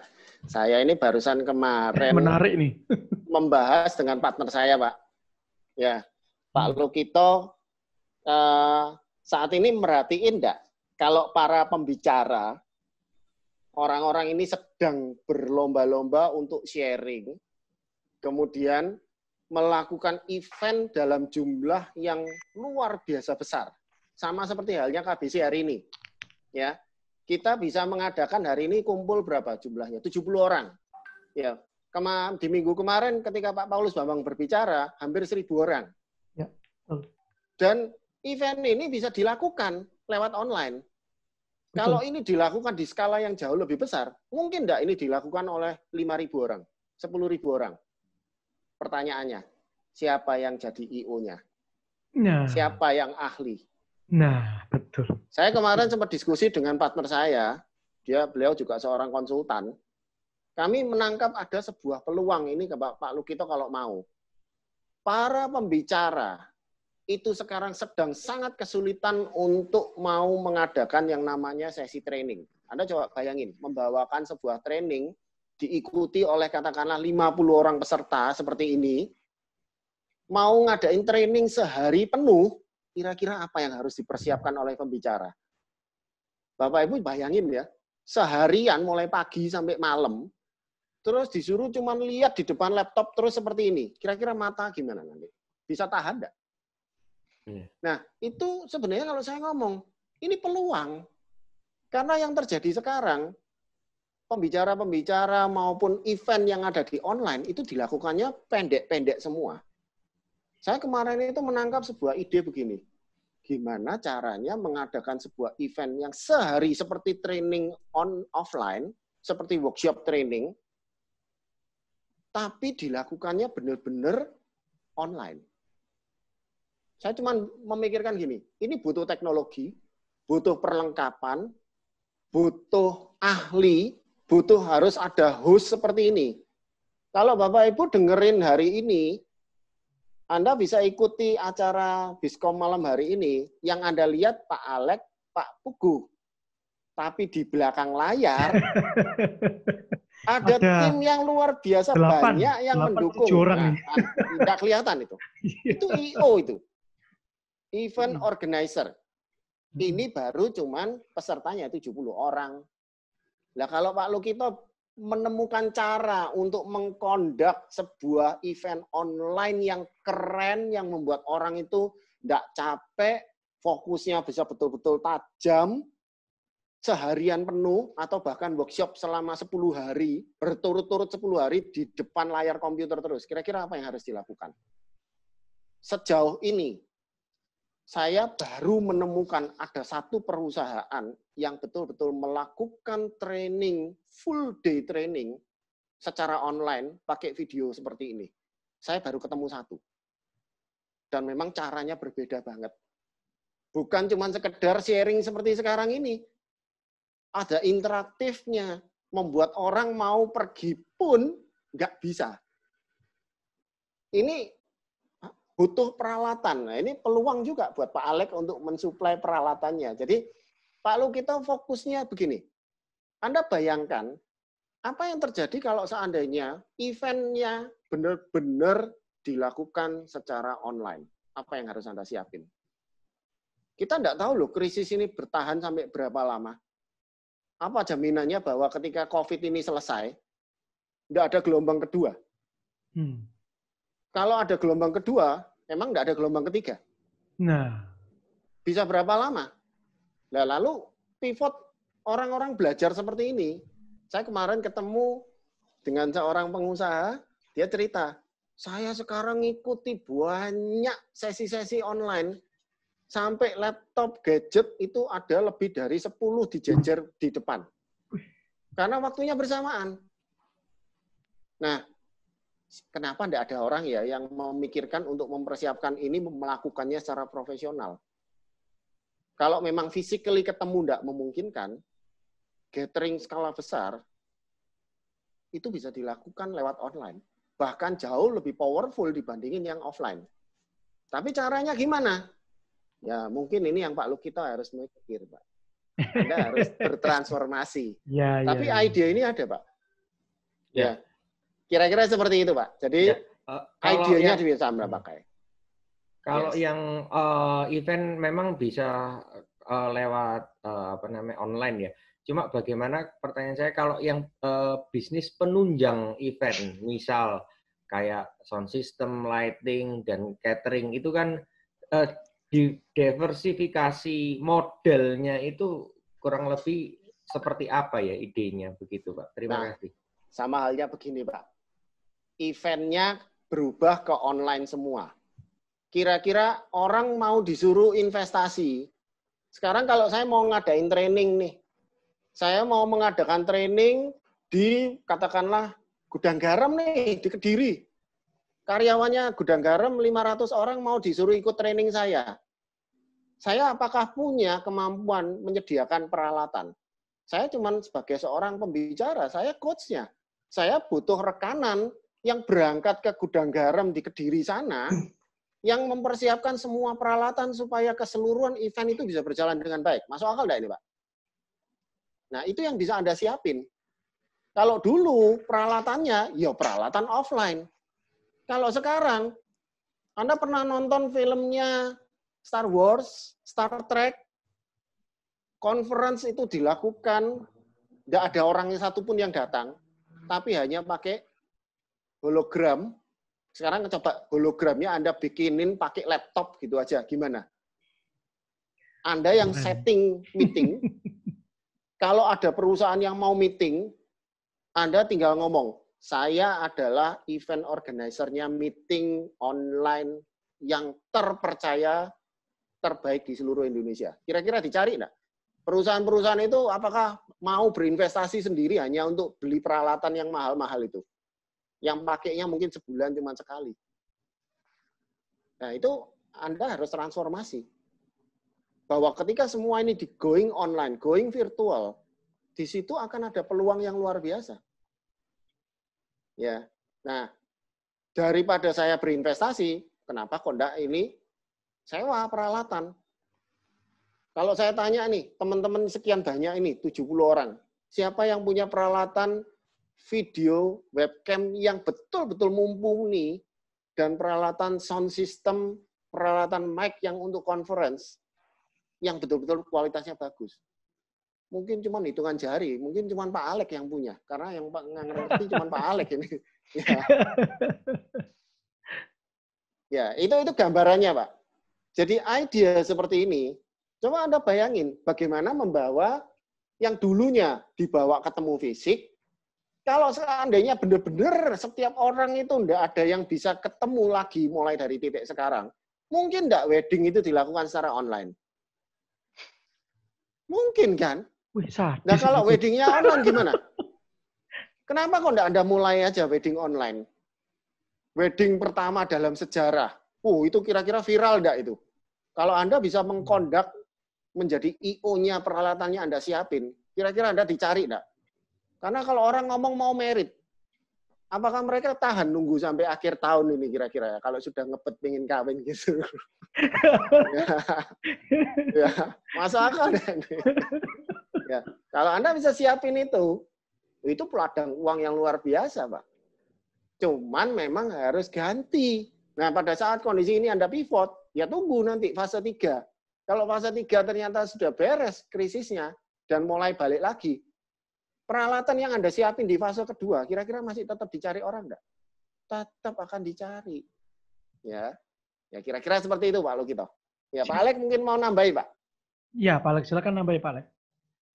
Kalau dari saya sih, apa yang disampaikan oleh Coach Agus tadi, itu mungkin secara intinya, itu peralatan yang dulu kita miliki, peralatan yang dulu kita punyai, peralatan sound system, peralatan lighting, memang di saat ini event nggak ada yang bisa jalan. Semua event di-cancel, semua event di-pending. Tapi bukan berarti kita sebagai pendukung event itu tuh mati. Yang tadi Coach Agus sampaikan, event itu sebetulnya tetap ada, cuman berubah bentuk. Dengan arti kata, I.O. itu nanti juga I.O. tapi I.O. event online, pendukung I.O. pun, yang tadi disampaikan oleh Pak Lugito, pendukung I.O. pun juga peralatannya juga peralatan yang online. Dengan arti kata ada perubahan, ada beda alat. Tapi pekerjaan itu akan tetap ada, tinggal kita ini bisa creating need ke mereka apa enggak. Kalau kita memang bisa creating need ke pasar, aku buat eventmu beda, aku buat eventmu enggak tertunda, tetap bisa jalan dengan kondisi saat ini, orang-orang tersebut itu yang justru akan menginspirasi dunia. Mungkin sekilasnya segitu aja Pak Lugito. Siap. Ini saya langsung sharing untuk yang pertanyaan di grup chat ya Pak. Ya, silakan. Bentar, saya akan sharing. Soalnya udah ngantri juga nih. Nah ini. Ada Ibu Sonata ini. Ibu Sonata ini. Betul ya? Bapak itu Bapak. Bapak nih ya? Bapak nih ya? Aduh, maaf ini, mohon maaf nih Pak. Untuk produk jasa konvensional yang sangat terbiasa offline atau door to door, harus mulai dari mana? Apakah medsos saja cukup? Nah itu. Silakan Pak Alex. Ini kompetensi Oke, jadi begini ya. Silakan. Produk jasa konvensional yang sangat terbiasa door to door. Berarti ini kan istilahnya sales door to door. Menawarkannya door to door, ya kan? Harus mulai dari mana? Medsos dulu apakah cukup? Jadi kita coba bedakan di sini antara kita ngiklan di Google dan kita ngiklan di sosmed. Kenapa? Karena di sini kalau orang di Google itu adalah orang yang sudah tahu kebutuhannya dia apa. Dia akan ketik di search engine Google. Saya mau cari misalnya box, saya mau cari barang namanya packaging. Nanti akan tampil website-website yang berkaitan ataupun website kita kalau kita mengiklankan website kita di Google. Jadi sekali lagi kalau Google itu adalah mereka tahu kebutuhannya, mereka cari. Kalau produk-produk kita adalah produk-produk yang orang bahkan nggak tahu, nggak kepikiran bahwa produk tersebut itu ada, itu kita bisa ngiklankannya di sosmed. Artinya gimana? Karena iklan di sosmed, orang nggak searching di sosmed, tapi orang biasanya scrolling, feed itu di scrolling dari atas ke bawah, di scrolling, tiba-tiba dia ngeliat iklan. Tiba-tiba dia ngeliat iklan. Iklan yang tampil di sosmed adalah iklan yang relevan dengan apa yang dia sukai. Dia biasanya nge-like-nya, nge-like page apa. Dia biasanya komen di channel apa. Itu yang dibaca oleh sosial media, oleh Facebook, oleh IG. Jadi kita harus tahu dulu algoritmanya, masing-masing ini cara kerjanya seperti apa, sehingga kalau kita nanti gunakan Google atau gunakan sosmed, tepat sasaran. Jadi di sini produknya Bro Sonata ini produk apa? Jadi kalau misalnya packaging ini kan sesuatu yang dibutuhkan. Misalnya packaging yang khusus untuk rumah makan atau yang jualan F&B. Apakah biasanya produk seperti ini dicari oleh F&B atau rumah makan yang biasanya mungkin packaging-nya ini yang aman untuk dimakan, nggak sampai ada nanti kena lelehan plastiknya, kemudian keracunan dan lain-lain. Jadi itu bisa di-ads-kan. Jadi bukan hanya di sosmed, kemudian kita posting, bukan hanya seperti itu, tapi apa yang kita punya, akun sosmed yang kita punya, itu pun juga harus di-ads-kan. Di-ads-kan ke siapa? Nanti target audiensnya kita bisa setting. Bahwa audiensnya ini adalah pemilik restu. Pemilik restu daerah mana? usianya berapa, laki atau perempuan. Kalau kita hanya punya sosmed, tapi yang tahu akun sosmed tersebut hanya kita dan teman-teman serta keluarga kita, target pasar kita nggak tahu akun sosmed kita, target pasar kita nggak punya akses, nggak tahu bahwa kita jual produk tersebut, hal tersebut pun juga sia-sia percuma. Kalau memang produk yang dijual oleh Bro Sonata ini adalah produk yang memang dicari, kita bisa buat website sederhana dengan nama domain yang nama domainnya ini sesuai dengan keyword, misalnya packaging surabaya.com. Sehingga nama domain ini juga relevan dengan keyword, sehingga pada saat nanti di searching, potensi untuk ditemukannya juga bisa jadi lebih tinggi, kemungkinan untuk naik ke ranking 1, halaman 1 pun juga lebih tinggi, dan SEO-nya naik, dan pada saat nanti bayar ke Google pun itu juga bisa jauh lebih dimudahkan. Mungkin pertanyaan dari Bro Sonata, jawaban saya seperti itu. Terima kasih Pak Alek. Ini kita ada sedikit speeding ya, karena kita kan harus komit jam 9 selesai. Saya lanjut Pak Alek. Ini ada dari Pak Aryawan Herman. Apakah harus berganti usaha? Memang ada sedikit kesempatan yang belum diambil. Tapi apakah harus merubah bidang usaha? Jadi ini mirip-mirip ini Pak Alek tadi dengan penjelasan di depan dari materi ini. Jadi gini ya, pertanyaannya apakah harus berganti usaha? Di sini nih kan tidak dijelaskan. Usahanya Pak Aryawan Herman ini apakah yang sekarang ini terkena dampak, ya, potensial winner atau potensial loser, ya kan? Nah, kalau memang saat ini kita di bagian yang potensial loser, contoh misalnya yang tadi saya tampilkan bahwa usahanya ini sekarang suffer, sekarang susah, cash flow terus berdarah-darah. Apakah harus berganti bidang usaha? Sebetulnya kalau yang tadi sebagai contoh saya kasih, ya kan, tadi adalah produksi mesin laundry. Karena dia tahu bahwa sekarang ini yang dibutuhkan adalah alat ventilator, dia sebetulnya bidang usahanya tetap sama-sama produksi mesin. Tapi mesin yang dibuat, mesin yang diproduksi adalah mesin yang sesuai dengan kebutuhan pasar. Contoh misalnya kayak tadi Emba. Emba adalah perusahaan garment yang biasanya buat celana jeans, baju kemeja. Pada saat sekarang, dia tahu bahwa kebutuhan pasar itu bukan membutuhkan celana jeans ataupun kemeja. Pasar membutuhkan APD.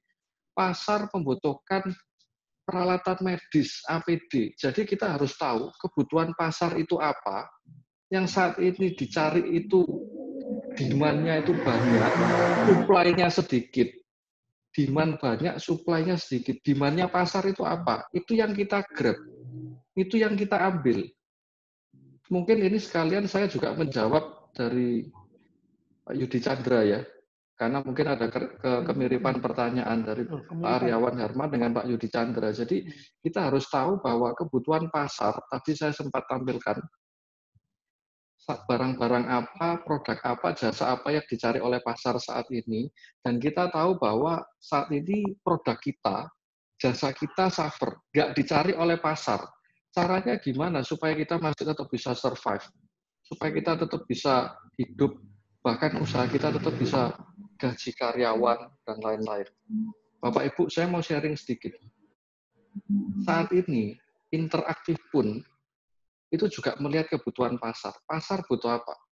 Pasar butuh APD, disinfektan, masker, kemudian hand sanitizer.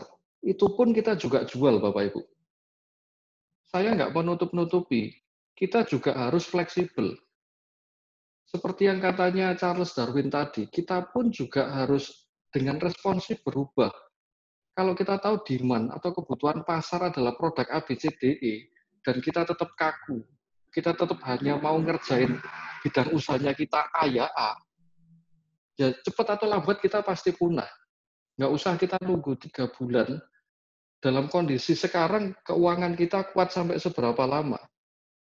Menggaji sekian banyak orang sampai berapa lama?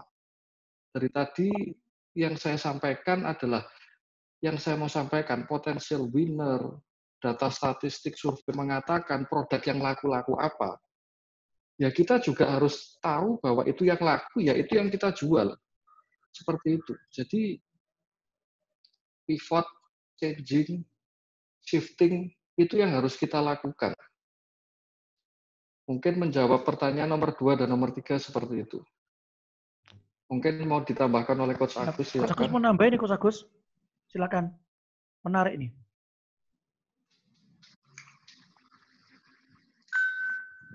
Oke, ya. Kalau saya sih ngasih tambahan mindset bahwa saat ini benar-benar perubahan ya, waktunya perubahan. Seperti tadi Pak Yudi tadi, ini kelihatannya kalau selama ini harus barang dipegang, terus dengan kondisi seperti sekarang, apa yang mesti dilakukan? Kalau dulu customer yang datang, gimana sekarang barang kita yang mendatangi customer? Itu prinsipnya. Nah, tapi poin pentingnya begini, Anda cobalah berpikir dengan caranya customer. Customer ini maunya apa sih sekarang ini? Karena kenyataan, bisnis yang benar-benar sedang dalam kondisi tiarap pun, yang sudah tergeletak pun, di situ ternyata ada peluangnya. Hanya orang-orang yang memang mau benar-benar mencari terus, dan positive thinking, mensyukuri apa yang dimiliki akan menemukan itu. Sambil ada peluang untuk nambah penghasilan, apapun. Anda punya kemampuan masak, ya udah masak aja. Habis itu reseller, open PO, itu penghasilan sudahan. Nah, tapi kalau perusahaan Anda skalanya lebih besar, harus mikirnya lebih keras. Di tempat kami, karyawan kami ada sekitar 400-an loh. Harus mulai mikir gimana caranya memastikan karyawan kami 400 ini enggak kami harus rumahkan gitu loh. Gimana supaya mereka tetap bekerja. Prinsipnya sebenarnya begini, yuk berubah. Jangan terus Anda ngomong, Tuhan kenapa toh kok saya malah dikasih kondisi seperti ini. Anda bayangin ya bangsa Israel, dari tanahnya Mesir, walaupun mereka dijadiin budak, tapi mereka bisa makan tidur enak. Dibawa keluar, disuruh jalan, melewati laut, dikejar-kejar, stres, masuk ke padang gurun. Tapi Tuhan tetap kasih pertolongan loh. Dikirim something yang baru. Dikasih pola yang baru. Dikasih apa? Makan dikasihin mana? Dikasihin burung puyuh. Coba deh Pak Ibu bayangin. Mana itu hanya bisa didapat pagi hari. Burung puyuhnya juga subuh. Kalau tidak diambil mereka terbang semua, mananya rusak semua. Butuh usaha yang baru, butuh cara kerja yang baru. Orang yang tidak mau bangun pagi ya tidak makan. Ketika sampai di depan Kanaan, mananya dihilangkan, burung puyuhnya dihilangkan. Artinya apa? Disuruh menggarap tanah Kanaan. Ada perubahan, selalu terjadi disrupsi. Tuhan sendiri melakukan proses disrupsi terhadap bangsa Israel. Hari ini kita harus mikir, benar-benar harus mikir. Sambil belajar aja dari teman-teman ini, tanya-tanya, kamu caranya melakukan pivot di bisnismu seperti apa? Ya. Kalau selama ini orang datang ke toko, gimana caranya supaya toko yang sekarang mendatangi orang? Coba Anda pikirkan. Gimana membuktikan bahwa ini permukaannya seperti ini? Bisa enggak Anda pakai katakanlah cari kamera yang canggih yang bisa menunjukkan permukaan ini halusnya seperti apa? Pakai teknologi. Ya. Saya enggak tahu tekniknya seperti apa, tapi kalau Anda mencari, Anda akan dapatkan. Minta Tuhan hikmat. Tuhan beri saya hikmat untuk membuat jalan baru untuk usaha ini. Tuhan akan berikan itu. Petunjuk akan diberikan. Ya. Jadi proses penggantian ini memang tidak mudah gitu loh, tapi jalan itu akan selalu terbuka untuk orang yang mau cari. Ya kira-kira tambahnya seperti itu. Saya lebih mau tekankan bahwa mindset-nya saat ini Anda harus berubah. Cara kerja yang lama, orang-orang yang ngotot, harus dengan cara seperti ini. Lupain itu. Kalau enggak, Anda akan jadi dinosaurus punah. Ya, itu tambahan dari saya. Siap, silakan. Mas Agus. Yes. Pak Alek, sekalian ini pertanyaannya Pak Andre Hermawan ini dijawab sekaligus statement penutup Pak, kalau ada Pak. Oke, thank you. Untuk Pak Andre Hermawan ya, jadi contoh beberapa waktu ini banyak sekali orang yang membuat masker. Tapi saat ini penjualan masker sudah menurun. Salah satu penyebabnya beberapa wilayah lockdown, ekspedisi nggak bisa masuk. Bagaimana cara mengatasinya? Terima kasih. Jadi begini Pak Andre Hermawan ya. Jadi yang pertama yang mau saya sampaikan adalah kalau dari apa yang kita alami, kita saat ini pun juga jual masker Pak Andre. Dan hingga saat ini orderan masker yang masuk itu sudah lebih dari 5.000 dan masih tetap terus bertambah. Kalau memang pada saat pemasaran itu ada area-area yang tertutup, kita nggak fokus ke yang tertutup, kita fokus yang terbuka. Yang terbuka ini area mana? Hal yang kedua, saya mengajak Bapak Ibu, Pak Andre Hermawan sekalian, buka yang namanya Google Trend. Di Google Trend, itu kita bisa tahu yang saat ini sedang trending apa, dan trennya dari bulan ke bulan seperti apa. Jadi di Google Trend, kalau Bapak Ibu buka, Bapak Ibu bisa ngelihat bahkan di compare sampai 2 barang, 3 barang, 4 barang, dan Bapak Ibu di Google Trend bisa ngelihat kalau masker ini sekarang trending di area mana? Kalau sekarang lagi sepi di area A, apakah di area yang lain juga sepi? Itu semua hasil analisa datanya keluar komplit lengkap dan bisa dibaca, didapat gratis Bapak Ibu. Nggak perlu bayar sepeser pun yang namanya Google Trend. Google Trend adalah suatu platform di mana kita bisa tahu kita harus jual apa, kita mau tahu produk apa yang laris, kita mau tahu produk apa yang lagi lesu. Beberapa hari yang lalu saya sempat melakukan satu survei kecil-kecilan, saya ketik di Google Trend. Saya ketik hand sanitizer, saya ketik disinfektan, saya ketik pada waktu itu satunya, kalau nggak salah, masker. Dan saya masukkan untuk area Indonesia, hasilnya keluar grafik Bapak Ibu. Dari grafik tersebut saya baca area mana yang lagi naik, area mana yang lagi turun, di daerah Jogja seperti apa, daerah Jakarta seperti apa, daerah pulau ini, provinsi itu semuanya keluar. Jadi saran saya, Andre Hermawan tadi juga bisa buka Google Trend, kalau masker sekarang lagi turun, coba cari yang lagi trending produk apa di sana, kalau memang tadi daerah Papua sekarang lockdown, coba cari daerah mana yang memang lagi cari barang tersebut dan trending di area tersebut. Itu kalau saya menjawab secara teknologi hal-hal yang biasanya kita lakukan. Jadi jawaban saya seperti itu. Baik Pak Alex, ada statement penutup Pak? Atau ada yang perlu disampaikan sebelum acaranya kami akhiri? Oke, mungkin satu statement terakhir dari saya ya. Satu statement terakhir dari saya itu adalah saya percaya bahwa setiap kita adalah anak-anak Tuhan yang Tuhan sudah pilih. Yang saya mau sampaikan adalah Tuhan pilih setiap kita itu menjadi kepala dan bukan menjadi ekor. Tuhan sudah persiapkan kita untuk menjadi lebih daripada pemenang.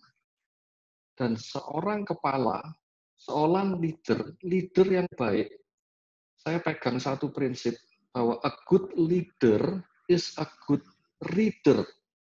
Seorang pemimpin yang baik adalah seorang pembaca yang baik, Bapak Ibu. Bagaimana kita bisa menjadi seorang pemimpin, a good leader, jika kita bukan a good lead, jika kita bukan seorang a good reader, jika kita bukan seorang pembelajar yang baik, ilmu kita, knowledge kita, skill kita, kompetensi kita dari dulu sekarang selama-lamanya ya cuma gitu-gitu aja. Nggak bisa maju, Bapak Ibu. Sedangkan Tuhan percayakan ke kita satu perusahaan, satu bisnis, satu pekerjaan yang di bawahnya ada begitu banyak orang. Jadi sekali lagi saya mau sampaikan, jadilah a good leader yang juga a good reader. Learn before you earn. Belajarlah sebelum kita cari duit. Karena kalau kita nggak learn, akan sangat susah sekali untuk kita earn, untuk kita cari duit. Itu aja dari saya. Terima kasih. Tuhan Yesus memberkati. Saya kembalikan ke Pak Pugu.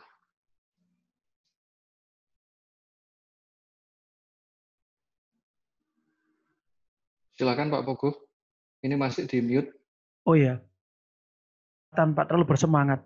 Jadi gini, kami mohon maaf, kami percaya bahwa masih banyak teman-teman ada memiliki pertanyaan, unek-unek yang belum kejawab, tapi mohon maaf waktu juga yang memisahkan kita. Jadi Biskom ini kita mulai tepat jam 7 dan kita akhiri jam 21. Biasanya kita start jam 18, kita networking sambil makan bersama, makan malam bersama. Jam 19 tepat kita mulai. Nah, karena kita sistemnya via Zoom, tadi kita sama panitia udah siap-siap bahwa semua makan sendiri-sendiri di rumah. Nah, itu jadi pada prinsipnya kita mulai jam 7 tepat, gitu ya.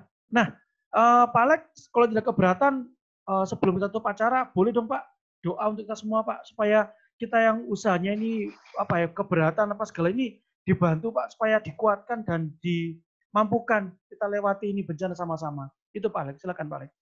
Oke, saya pimpin doa penutup untuk kita semua ya. Dalam nama Bapa dan Putra dan Roh Kudus. Amin. Ya Tuhan Yesus, kami bersyukur ya Tuhan, Engkau yang telah adakan acara Biskom ini ya Tuhan. Kami percaya ya Tuhan bahwa Biskom ini boleh berlangsung, boleh berjalan mulai dari awal hingga akhir dengan baik, lancar semuanya karena campur tangan-Mu. Dan kami percaya ya Tuhan bahwa Engkau sendiri yang berkata-kata, Engkau sendiri yang menyampaikan isi hati-Mu atas kami semua anak-anak-Mu ya Tuhan.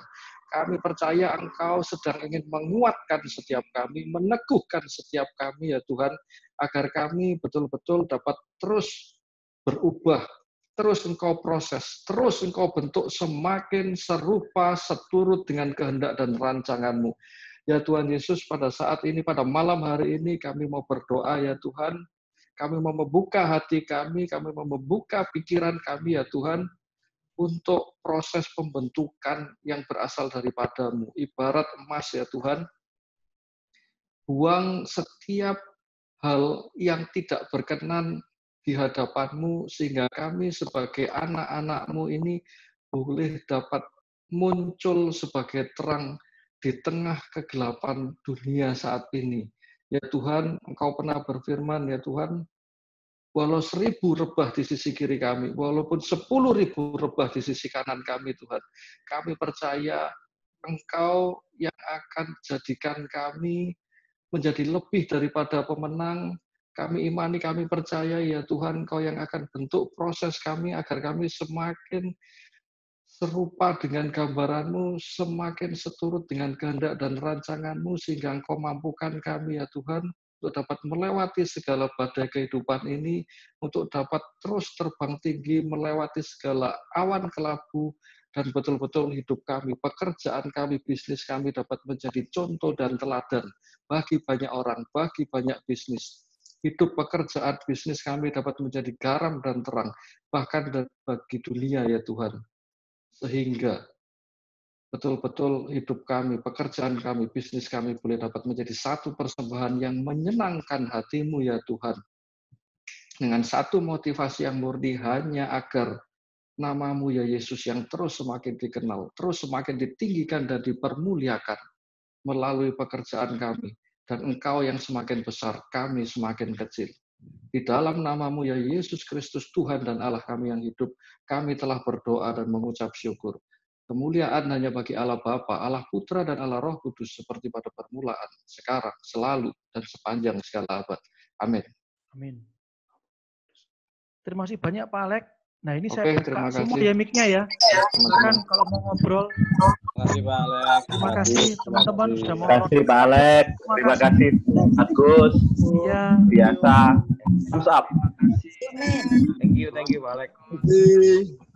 Pak Alex. Thank you. Semuanya. Pak Alex. Pamit ya.